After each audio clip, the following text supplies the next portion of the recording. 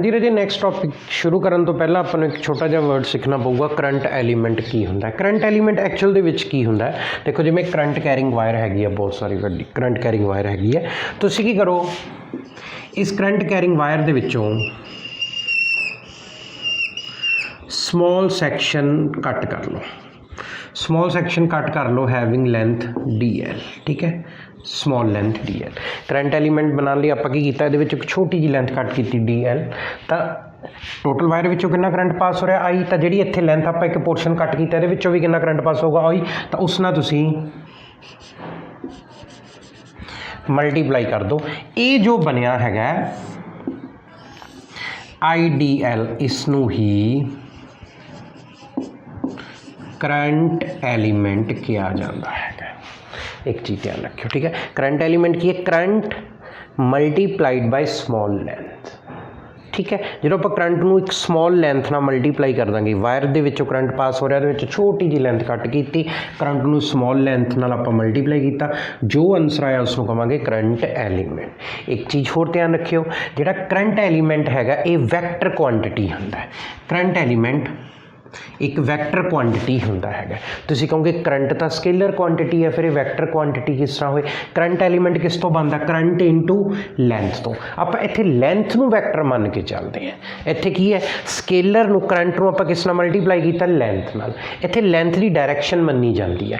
Length की जिहड़ी direction इत्थे अज्यूम की जाती है रजे वो की जाती है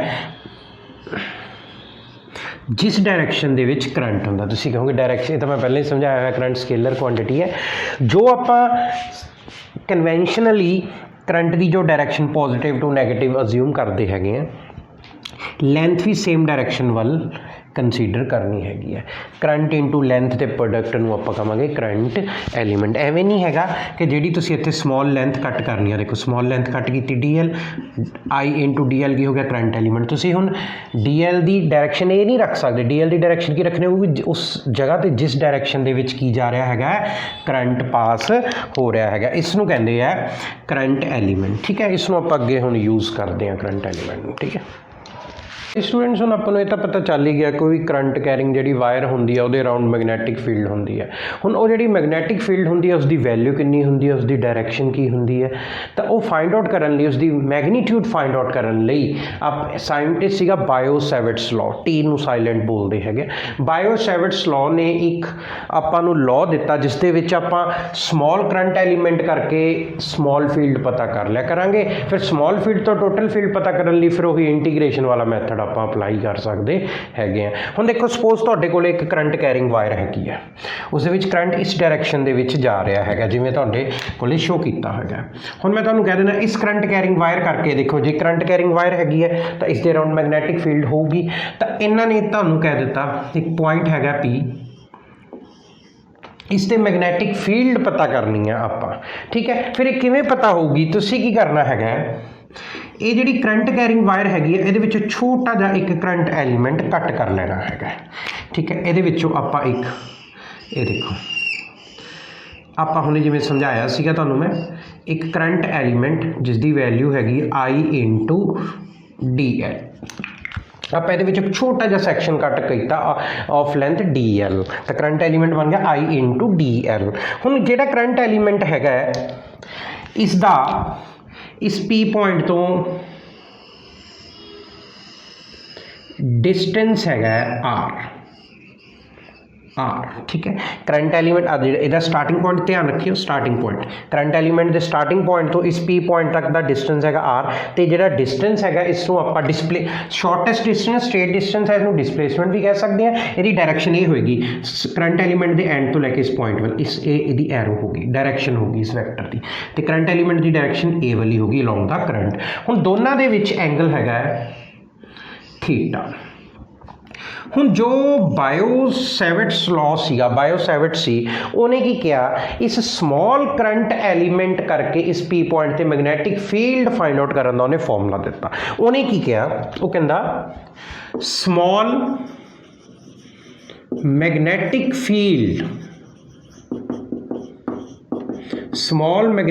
फील्ड ड्यू टू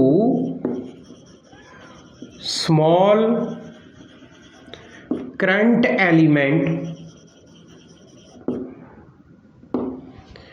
DB, ठीक है, जी स्मॉल मैगनैटिक फील्ड है DB स्मॉल करंट एलीमेंट करके ये कहते इन्हें एक्सपैरीमेंटली ऑब्जर्व किया कि डायरैक्टली प्रोपोर्शनल रहेगी करंट के, जिन्ना करंट ज़्यादा होगा मैगनैटिक फील्ड उन्नी ज़्यादा स्ट्रोंग होगी। तो small magnetic field directly proportional होएगी करंट एलीमेंट की लेंथ की DL की, ठीक है। फिर उन्हें ये भी ऑब्जर्व किया कि जो स्मॉल मैगनैटिक फील्ड है ये डायरैक्टली प्रोपोर्शनल होएगी दोनों के विच जो एंगल हैगा, देखो DL ते R दे विच जो एंगल हैगा उसदे साइन थीटा ते डिपेंड करेगी। तो जिहड़ा DB हैगा ये इनवर्सली प्रोपोर्शनल होएगा square of the distance between them. इन्हें 4 पॉइंट्स फाइंड आउट किए। फिर इसनों कलैक्टिवली इस तरह लिखा गया, आ देखो प्रोपोर्शनल IDL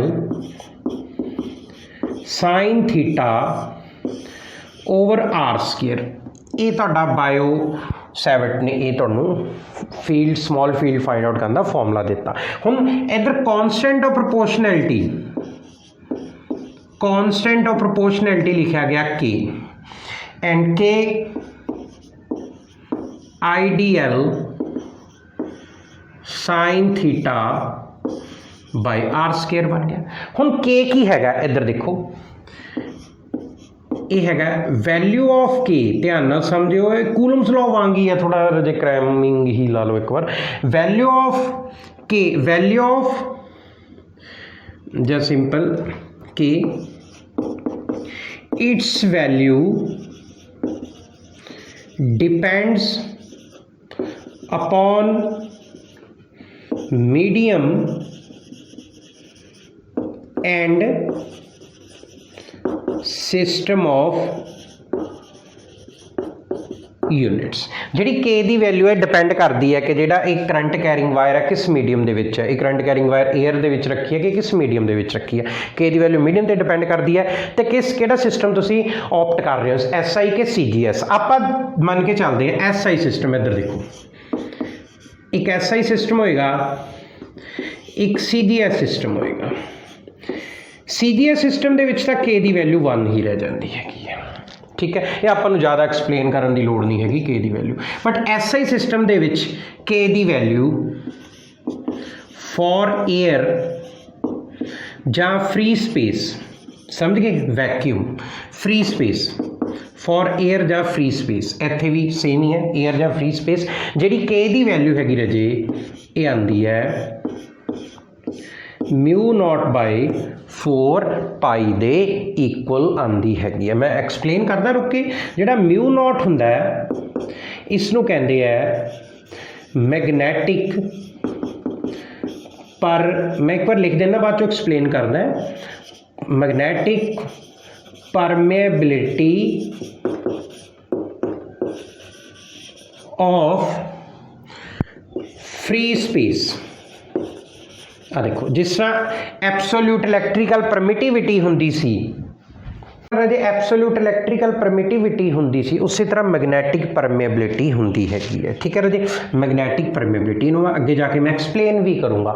उत्थे इलैक्ट्रिकल परमिटिविटी वाला तुसी अपना लैक्चर भी देख सकते हो, इलैक्ट्रिक फील्ड लाइन नाल रिलेटेड सी, same thing magnetic field line नाल लिंक्ड हुंदा है। इसनूं μ0 नूं कहंदे आ magnetic permeability of free space. K दी वैल्यू μ0/4 पाई हुंदी हैगी है, ठीक है। तो इहदी जिहड़ी वैल्यू हुंदी है तुहानूं मैं ये भी दस दिना, K की वैल्यू हुंदी है 10⁻⁻7 जो कैलकुलेट की जाती हैगी है, ठीक है। मैं एक बार CGS सिस्टम वाला तो मैं कहना मैं एक बार रब ही कर रहा क्योंकि अपनी जरूरत ही नहीं पै रही है, इसलिए मैं यूज़ ही नहीं करांगे। हुण इधर मैं लिख दिना, आ देखो K की वैल्यू किस ते डिपेंड करती है, medium and system of units की। K की वैल्यू SI सिस्टम दे विच फॉर एयर जां फॉर फ्री स्पेस K की वैल्यू रहिंदी है μ0/4 पाई 10⁻⁻7 ने याद रखो एक बार। μ0 हुंदा magnetic permeability of free space. हुण आपां इहदीआं यूनिट्स भी लिख सकते हैगे हैं, इधर देखो, इधर ध्यान नाल समझो। आपां इधरों K दीआं यूनिट्स लिखनियां हैगियां। K दीआं यूनिट्स की आउणगीआं ध्यान दिओ, K किस ते इक्वल आ जाऊगा dBr² आइडियल साइन थीटा। हुण ध्यान दिओ कि इहदियां यूनिट्स की होणीआं चाहीदियां। मैगनैटिक फील्ड दीयां यूनिट्स हुंदियां टेस्ला, टेस्ला ठीक है, TESLA टेस्ला। तो डिस्टेंस दियां होणगीआं मीटर स्केयर, 1 मीटर, लेंथ दियां भी मीटर, मीटर ना मीटर कैंसल हो गया, रह गया कल्ला मीटर। एंगल दियां होंदियां ने करंट दियां एम्पीयर, ये बन जाएगा पर एम्पीयर। समझ आया? इस दियां हो गई टेस्ला, इस दियां होणगीआं सी मीटर स्केयर, लेंथ दियां मीटर, मीटर ना मीटर कैंसल होना सी, करंट दियां पर एम्पीयर। तो इहदियां यूनिट्स आ गई टेस्ला मीटर पर एम्पीयर। ठीक है, ये हो गई के दियां वैल्यू कैलकुलेट हो गई। तो यदा मतलब एट द एंड जो मैं दसना चाहना है, तो स्मॉल मैगनैटिक फील्ड का जोड़ा फॉर्मूला बन गया, वो बन गया mu naught by 4 pi I D L sine theta by R square. इस स्मॉल मैगनैटिक फील्ड का फॉर्मूला बन गया due to Biot Savart's law, according to Biot Savart's law, Biot Savart's. ठीक है, हुण इहदे विच देखो मैं दोबारा एक्सप्लेन कर दिना। स्मॉल फील्ड की वैल्यू उहदे करंट ते, लेंथ ते, एंगल ते डिस्टेंस इस तरह डिपेंड कर रहा सी। कॉन्सटेंट ऑफ प्रोपोर्शनैलिटी के लिखिया, के की वैल्यू डिपेंड करती है medium and system of units से। सीजीएस सिस्टम जिहदी वैल्यू 1 होंदी आपां नहीं कर रहे एक बार। एसआई सिस्टम दे विच फॉर एयर या फॉर फ्री स्पेस के की वैल्यू होंगी है म्यू नॉट बाय 4 पाई। तो म्यू नॉट बाय 4 पाई की वैल्यू कैलकुलेट की गई 10⁻⁻⁷ तो के दियां यूनिट से वालियां ही आईयां। तो म्यू नॉट नूं कहंदे magnetic permeability of free space, जिस तरह एब्सोल्यूट इलैक्ट्रिकल परमिटिविटी होंदी सी, आपां अगे जाके एक्सप्लेन भी करांगे। तो इसदा मतलब स्मॉल फील्ड का फॉर्मूला बन गया mu naught by 4 pi I D L sine theta by R square. अगर अजे तुसीं इसनूं वैक्टर फॉर्म दे विच लिखना होवे तो देखो यूज़ होना नहीं, मेन फॉर्मूला ये वाला ही है, वैक्टर फॉर्म दे विच यूज़ ही नहीं होना।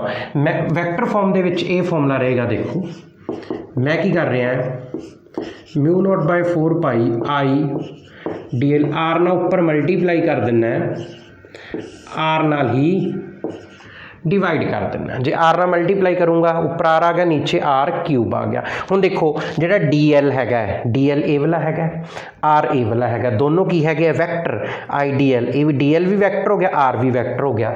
ये की बन गया मैनू देख दसो, D L are sine theta. ये फॉर्मूला नहीं बन गया, ए क्रॉस बी ये किससे इक्वल होंदा है, A B sine theta they.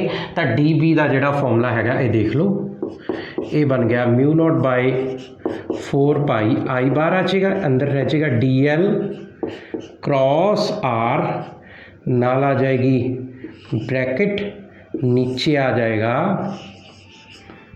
Are, आप इधर लिख देंगे, नीचे आ जाएगा म्यू नॉट बाय 4 पाई है, नीचे आ जाएगा आर क्यूब, इधर आप की लगा देंगे वैक्टर ए, वैक्टर फॉर्म दे दो फॉर्मूले बन गए। इस स्केलर फॉर्म दे विच आ गया mu naught by 4 pi I D L sine theta by R square. ये एक यूजफुल फॉर्मूला जो आप यूज़ करांगे।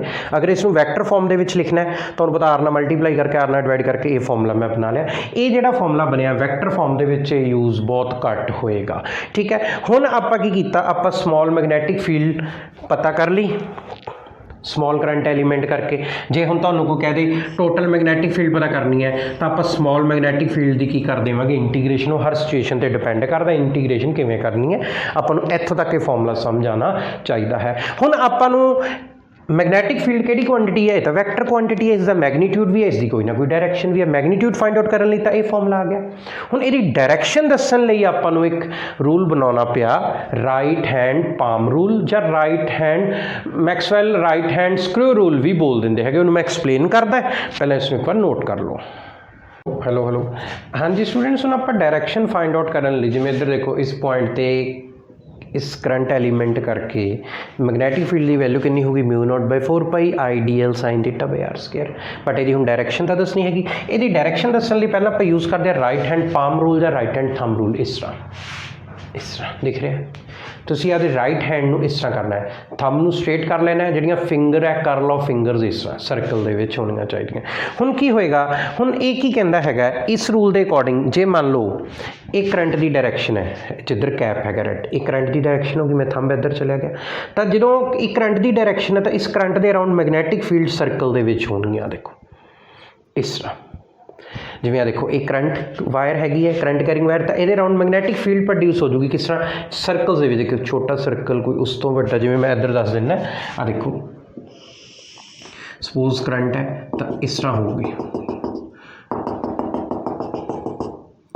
ਸਟ੍ਰੇਟ ਕੰਡਕਟਰ ਦੇ ਅਰਾਊਂਡ ਜਿਹੜੀ ਮੈਗਨੈਟਿਕ ਫੀਲਡ ਲਾਈਨਸ ਹੈਗੀਆਂ ਇਹ ਸਰਕੂਲਰ ਫਾਰਮ ਦੇ ਵਿੱਚ ਹੋਣਗੀਆਂ। ਅਗਰ ਇਹ ਕਰੰਟ ਹੈ ਤਾਂ ਇਹਦੇ ਅਰਾਊਂਡ ਮੈਗਨੈਟਿਕ ਫੀਲਡ ਲਾਈਨਸ ਇਸ ਤਰ੍ਹਾਂ ਹੋਣਗੀਆਂ, ਉਹ ਵਾਲਾ ਸਰਕਲ।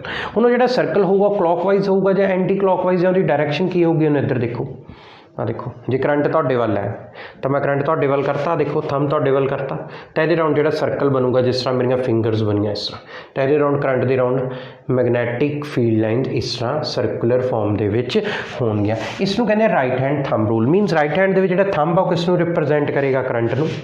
ਜੇ ਥੰਬ ਕਰੰਟ ਨੂੰ ਰਿਪਰੈਜ਼ੈਂਟ ਕਰੇਗਾ ਤਾਂ ਉਹਦੇ ਰਾਊਂਡ ਜਿਹੜਾ ਜਿਸ ਡਾਇਰੈਕਸ਼ਨ ਦੇ ਵਿੱਚ ਤੁਹਾਡੀਆਂ ਫਿੰਗਰਸ ਦਾ ਕਰਲ ਹੈਗਾ, ਕਰਲ ਆਫ ਫਿੰਗਰਸ ਹੈਗਾ, ਉਹ ਡਾਇਰੈਕਸ਼ਨ ਕਿਸ ਦੀਆਂ ਦੱਸਣਗੀਆਂ, ਉਹ ਸਰਕਲ ਕੀ ਦੱਸੂਗਾ, ਕਰਲ ਆਫ ਫਿੰਗਰਸ ਕੀ ਰਿਪਰੈਜ਼ੈਂਟ ਕਰੇਗਾ, direction of magnetic field. And vice versa. ਕਈ ਵਾਰ ਕਰੰਟ ਇਸ ਤਰ੍ਹਾਂ ਹੋਵੇ, ਮੰਨ ਲਓ ਕਰੰਟ ਸਰਕੂਲਰ ਹੈਗਾ ਤਾਂ ਕਰੰਟ ਨੂੰ ਫਿੰਗਰਸ ਬਣਾ ਲਾਂਗੇ ਆਪਾਂ, ਤਾਂ ਥੰਬ ਕੀ ਰਿਪਰੈਜ਼ੈਂਟ ਕਰੇਗਾ, ਉਸ ਕੇਸ ਦੇ ਵਿੱਚ ਮੈਗਨੈਟਿਕ ਫੀਲਡ ਰਿਪਰੈਜ਼ੈਂਟ ਕਰੇਗਾ। ਜਿਵੇਂ ਇਹਨੂੰ ਆਪਾਂ ਅਪਲਾਈ ਵੀ ਕਰਕੇ ਦੇਖਦੇ ਹਾਂ, ਦੇਖੋ ਇੱਧਰ ਜੇ ਤੁਹਾਨੂੰ ਮੈਂ ਜਿਵੇਂ ਸਮਝਾਉਣਾ, ਸਪੋਜ਼ ਇਹ ਇੱਕ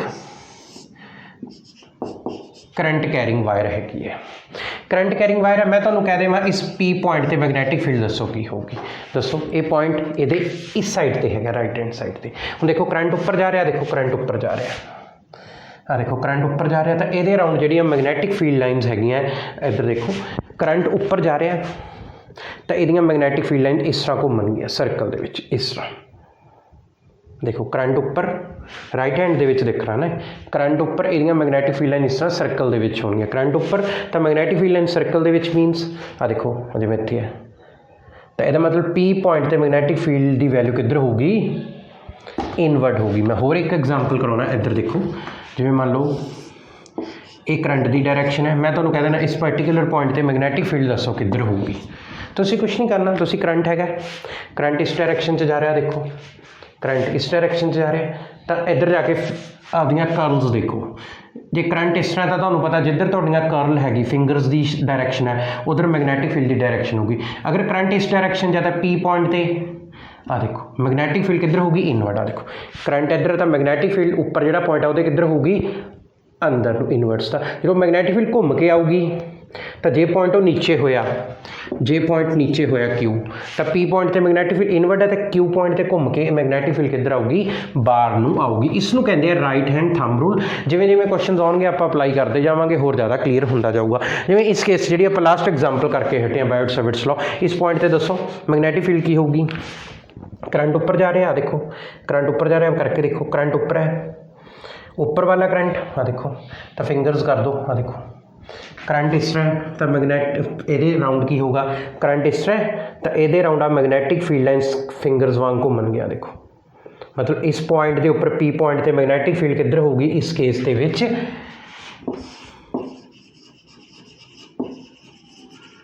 ਇਨਵਰਡਸ ਹੋਊਗੀ। ਇਹ ਹੈਗਾ right hand palm rule, right hand thumb rule.